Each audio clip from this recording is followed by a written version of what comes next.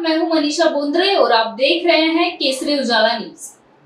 नागपुर में हाल ही में हुई बारिश के कारण कई बस्तियों के घरों में पानी घुस गया, जिस वजह से काफी नुकसान हुआ है और साथ ही किसानों को भी इस बारिश के कारण मुसीबत का सामना करना पड़ा है, जिस वजह से अब उनका पंचनामा कराए जाने की जानकारी जिल्हाधिकारी विपिन ईटनकर द्वारा दी गई है।